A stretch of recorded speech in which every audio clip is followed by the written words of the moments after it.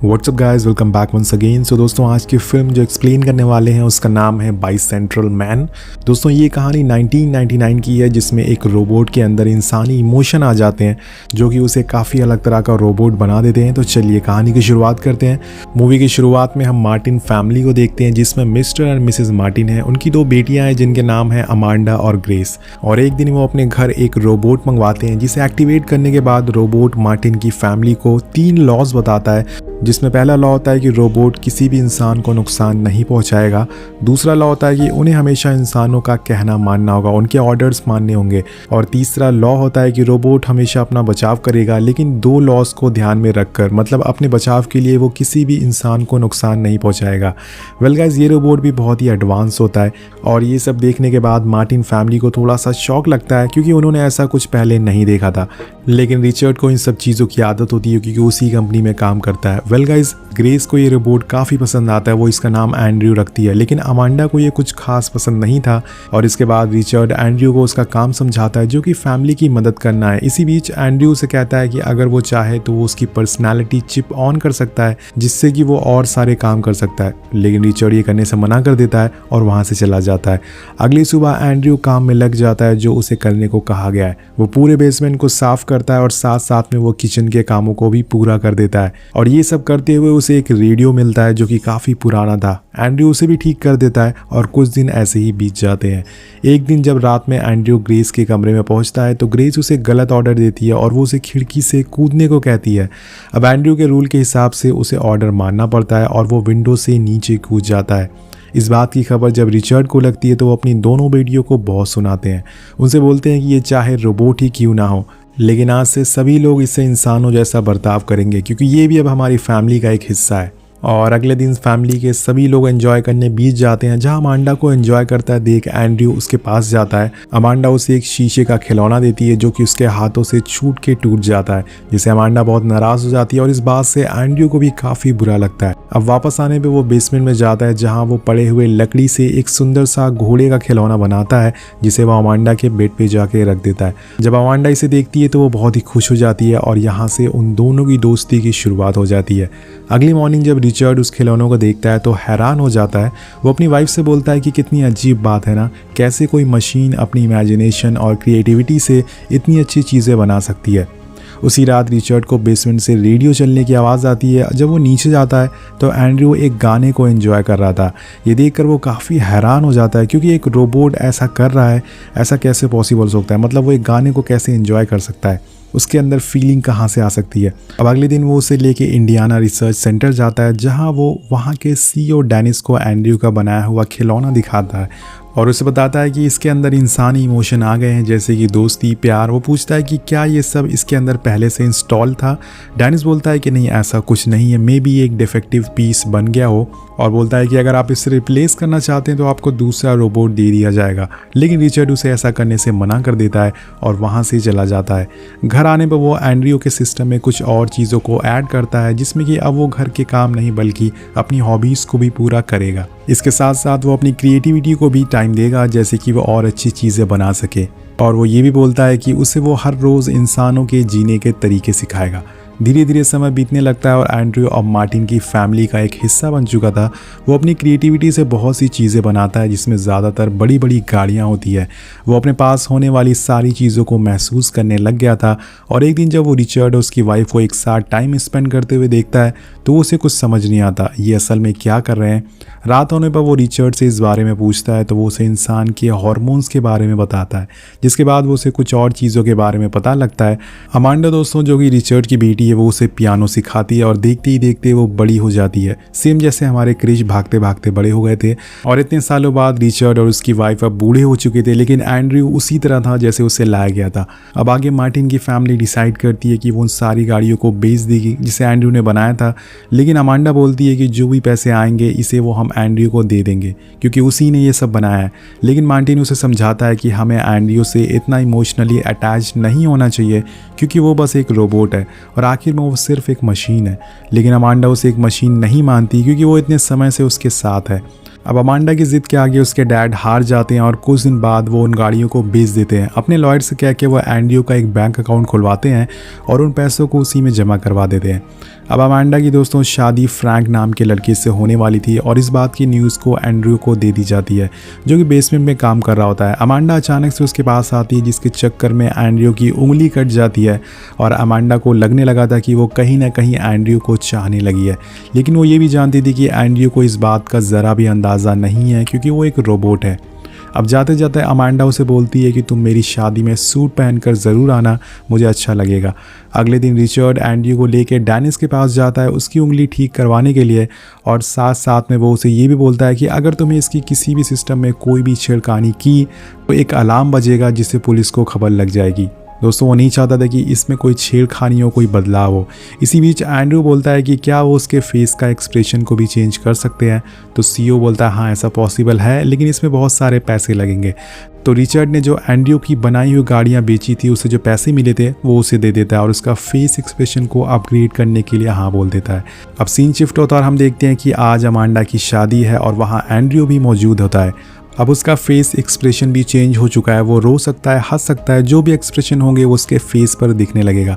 Well शादी ख़त्म होने के बाद रिचर्ड काफ़ी उदास होकर बैठा होता है, तभी उसके पास एंड्रयू आता है और उसे उदास देखकर वो उसे पूछता है कि सर आपको क्या हुआ है। तो रिचर्ड बोलता है कि अब मैं बहुत अकेला हो चुका हूँ।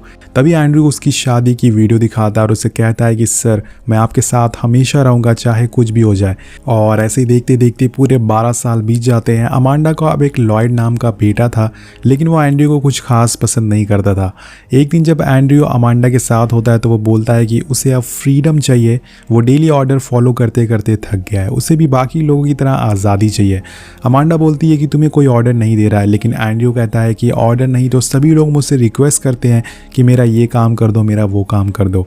एंड्रयू बोलता है कि मैं चाहता हूँ कि मैं आप लोगों के साथ रहूँ, लेकिन मैं इस दुनिया को एक्सप्लोर करना चाहता हूँ, नई जगह पर जाना चाहता हूँ, दुनिया घूमना चाहता हूँ, इसको भी बनी बनना है दोस्तों। वेल अब उसी रात एंड्रयू रिचर्ड के पास जाता है, वो उसे चेक देता है और कहता है कि उसे इन पैसों के बदले आज़ादी चाहिए, फ्रीडम चाहिए। रिचर्ड कहता है कि तुम अब यहाँ से जाना चाहते हो। एंड्रयू बोलता है कि नहीं मैं आपके साथ ही रहूँगा, लेकिन रिचर्ड उससे नाराज़ हो जाता है और कहता है कि अगर तुम्हें फ्रीडम चाहिए तो तुम्हें ये घर छोड़कर जाना होगा। एक तरह से रिचर्ड भी नहीं चाहता था कि एंड्रयू कभी उससे दूर जाए, जिस वजह से वो अमांडा से गुस्सा होता है क्योंकि उसका मानना था कि उसने ही एंड्रयू को बहकाया है। लेकिन अमांडा कहती है कि आपने एंड्रयू को इतनी किताबें पढ़ने के लिए दी जिस वजह से वो ग्रो होता गया और वहीं से उसने फ्रीडम के बारे में सीखा है। अब आप लोग सोच सकते हैं कि किताबें एक रोबोट के ऊपर ऐसा बदलाव ला सकती हैं, तो इंसान उसे पढ़ने से कितना आगे बढ़ सकता है। वेल कहानी पर आते हैं। अब रिचर्ड भी समझ गया था कि उसे एंड्रयू को फ्रीडम दे देनी चाहिए, इसलिए अगले दिन वो उसे बोलता है कि अब तुम फ्री हो और यहाँ से चले जाओ। ये बोलते हुए रिचर्ड को काफ़ी बुरा लगता है, लेकिन वो मजबूर होता है, एंड्रयू को ये घर छोड़ने को कहता है। अब कुछ दिन बाद एंड्रयू समुंदर के किनारे एक ज़मीन खरीदता है और वहाँ अपना छोटा सा घर बनाता है। वो अपनी खर्चे के लिए लकड़ी की छोटी छोटी चीज़ें बनाया करता था, जिससे उसकी ज़िंदगी चल रही थी। ऐसे ही करते करते पूरे 16 साल बीत जाते हैं।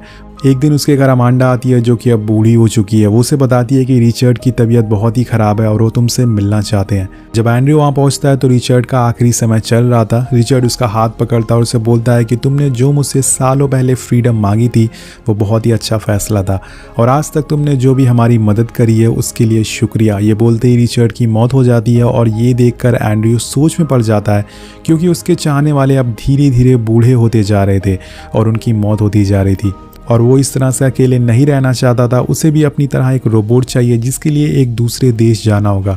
अब एंड्रयू दुनिया के अलग अलग कोने में जाता है इसी तलाश में कि कोई ऐसा रोबोट उसे मिल जाए जिसके साथ वो हमेशा हंसी खुशी रह सके।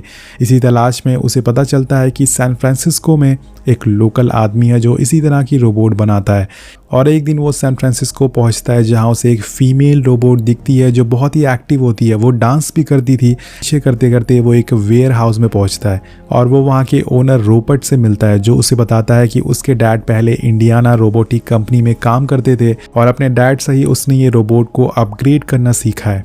यहाँ पर एंड्रयू को पता चलता है कि वो एक ऐसा सूट बना रहा है जो कि रोबोट पहन सकते हैं, जिसके बाद वो बिल्कुल इंसान की तरह दिखने लगेंगे और उन्हें कोई पहचान नहीं पाएगा। लेकिन उसे अभी तक कोई इन्वेस्टर नहीं मिला है। ये सुनने के बाद एंड्रयू उसके प्रोजेक्ट में इन्वेस्ट करने को मान जाता है, क्योंकि उसके पास अभी भी बहुत सारे पैसे होते हैं। लेकिन उसके बदले में रोबोट को एंड्रयू के लिए एक खास सूट बनाना पड़ेगा, और वो भी इस बात के लिए मान जाता है और कुछ ही दिनों में वो एक सूट तैयार करता है, जिसे पहनने के बाद एंड्रयू एक 40 साल के आदमी की तरह लगने लगता है। और जब वो खुद को शीशे में देखता है तो वो बहुत ही खुश होता है। वो सीधा अमांडा से मिलने जाता है, जहां वो एक यंग लड़की को पियानो बजाते हुए देखता है, जो दिखने में बिल्कुल अमांडा की तरह थी। एंड्रयू से पूछता है कि तुम इतनी जवान कैसे हो गई, लेकिन वो लड़की एंड्रयू को पहचान नहीं पाती। और तभी वहाँ पर अमांडा आती है, जो कि अब बहुत ही बूढ़ी हो चुकी है। वो एंड्रयू को देख के उसे छू कर पहचान जाती है, और उसकी सच्चाई जानने के बाद वो काफ़ी खुश होती है। और कुछ देर बाद एंड्रयू को पता चलता है कि जो ये यंग लड़की है वो बिल्कुल अमांडा की तरह दिख रही है। वो अमांडा की पोती है, मतलब कि लॉयड की बेटी। अब इसी तरह से कुछ और समय बीत जाता है और एंड्रयू ने एक डॉग भी अब अडॉप्ट कर लिया था। कुछ दिन बाद उसे खबर मिलती है कि अमांडा को हार्ट अटैक आया है, और ये सुनने के बाद वो इससे मिलने के लिए हॉस्पिटल पहुंचता है। और यहाँ पर अमांडा के हाथों में वो वही खिलौना देखता है जो उसे बचपन में उसने दिया था। ये देखने के बाद वो काफ़ी इमोशनल हो जाता है, और अमांडा अपने आखिरी समय में उसकी दोस्ती के लिए उसका शुक्रिया अदा करती है, और फिर वो भी इस दुनिया को छोड़कर चली जाती है। हम देखते हैं कि एंड्रयू के सामने ही 2 जनरेशन गुजर चुकी है, लेकिन एंड्रयू अभी भी वैसा ही है। अपने सबसे पहले दोस्त को अपने से दूर जाते देखकर वो काफ़ी उदास हो जाता है, और ये सब देखने के बाद वो सीधा रोबोट के पास जाता है, जहाँ वो उससे कहता है कि वो चाहता है कि उसकी बॉडी के अंदर वो सिंथेटिक ऑर्गन डाले, जिससे वो बिल्कुल इंसानों की तरह बन सके, जो कि तुम्हारे लिए एक नया एक्सपीरियंस होगा। पर एंड्रयू मान जाता है, और कुछ दिन बाद रोबोट कुछ सिंथेटिक ऑर्गन बनाता है। और इसी दौरान एंड्रयू अमांडा की पोती, जिसका नाम पोर्शिया होता है, वो उसे मिलने जाता है।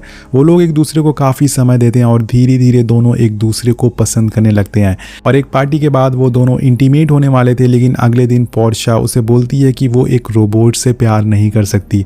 तो एंड्रयू बहुत दुखी हो जाता है और सीधा रोबोट के पास जाता है। वो सिंथेटिक ऑर्गन अपने अंदर डालने के लिए कहता है, और देखते ही देखते दोस्तों फाइनली एक ऑपरेशन के बाद वो ऑर्गन उसके अंदर लगा दिए जाते हैं। एंड्रयू खुशी खुशी पोर्शिया के पास जाता है और उससे कहता है कि अब वो पूरी तरह से इंसान बन चुका है। वो उसकी आंखों में उंगली डालने को कहता है, और जब वो ऐसा करती है तो एंड्रयू को दर्द हो रहा था, मतलब वो चीज़ों को फील भी कर सकता है। इसके बाद वो कहता है कि अब तो हम रिलेशनशिप में आ सकते हैं, लेकिन पोर्शिया उसे मना कर देती है और बोलती है कि वो उसके साथ नहीं रह सकती, क्योंकि कुछ ही दिनों में उसकी चार्ल्स के साथ शादी होने वाली है। और कुछ दिन बाद एंड्रयू के पास रोबोट आता है, और वो दोनों पोर्शिया के इंगेजमेंट में पहुंचते हैं, जहां एंड्रयू उसे बताता है कि वो पोर्शिया को किसी और के साथ देखकर जेलस फील कर रहा है। ये सुनने के बाद रोबोट उसे कहता है कि आय हाय लौंडे को प्यार हो गया है।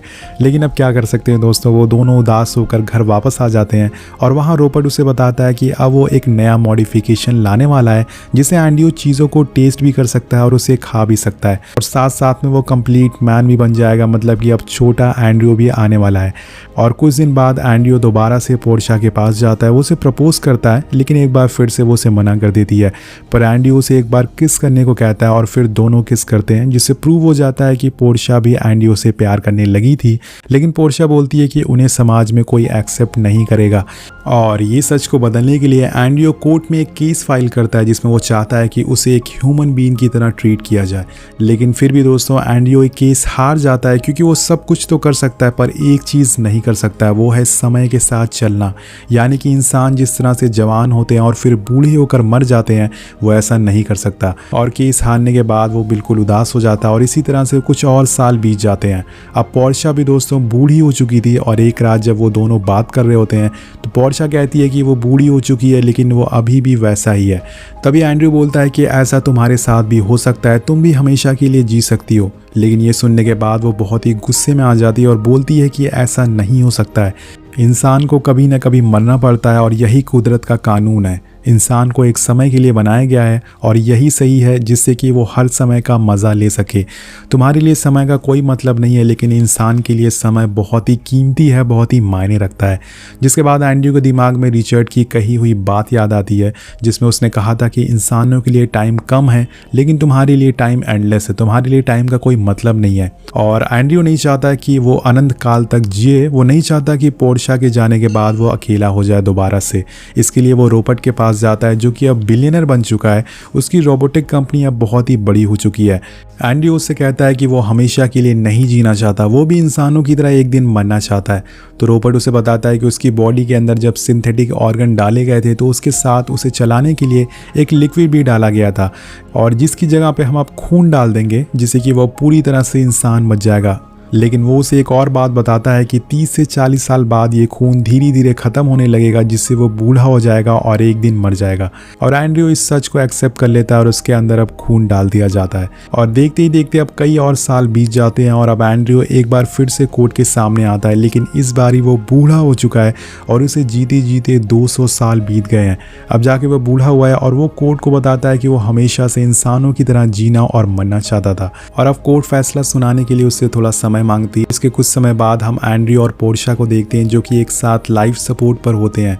तभी उनके सामने कोर्ट की सुनवाई होती है जिसमें कोर्ट उसे फाइनली एक इंसान घोषित कर देती है। लेकिन ये सुनने से पहले ही वो पोर्शिया का साथ छोड़कर चला जाता है, उसकी मौत हो जाती है। जिसके बाद पोर्शिया भी नर्स से कह के अपना लाइफ सपोर्ट हटवा देती है, जिससे वो दोनों साथ में गुजर जाते हैं।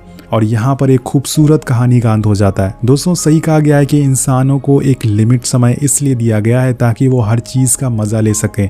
अगर समय उनके लिए एंडलेस हो जाए, अगर वो अमर हो जाए, तो सभी अपने चाहने वाले उनसे दूर हो जाएंगे और वो हमेशा अकेले रह जाएंगे। आप इसके बारे में क्या सोचते हैं नीचे कॉमेंट करके ज़रूर बताइएगा। मिलते हैं आपसे अगली वीडियो में। Thank you so much watching. Peace out.